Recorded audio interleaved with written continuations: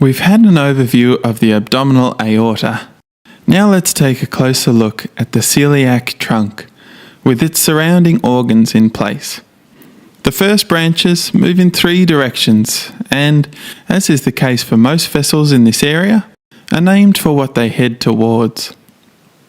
To the anatomical left we have the spleen, so here is the splenic artery.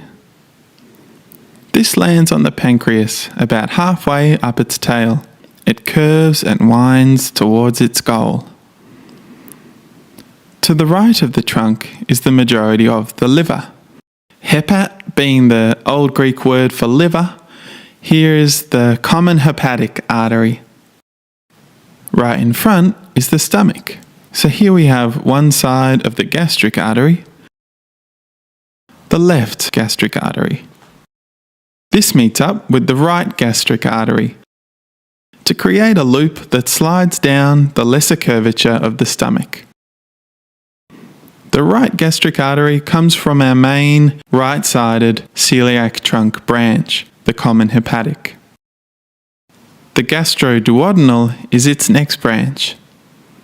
It runs from the gastric pylorus to the proximal part of the duodenum. The great majority of peptic ulcers occur in this part of the duodenum.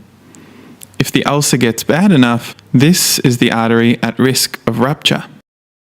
While it's in that area, it shoots off a few smaller branches to its neighbour, the head of the pancreas. Remember, the head of the pancreas is snuggled tightly into the curve of the duodenum.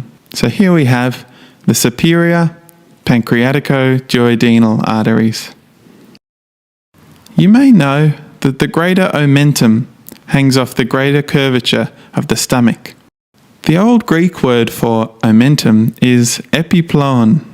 These arteries folding around the greater curvature of the stomach are thus gastroepiploic arteries. The left one comes off here from the splenic artery. It meets up with the right gastroepiploic, which comes from the gastroduodenal artery. The majority of the stomach is now supplied with arterial blood from these arteries. There's a bit missing up here though, which is taken care of by the short gastric artery popping off the splenic just before it reaches the spleen. The other arteries branching from the splenic all supply the pancreas, which makes sense given its location. These have various names which usually aren't taught in a basic anatomy course, so we'll leave it there.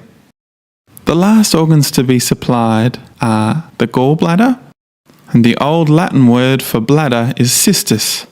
So here we have the cystic artery, and then the liver, which is supplied by the proper hepatic, which branches into right and left hepatic arteries.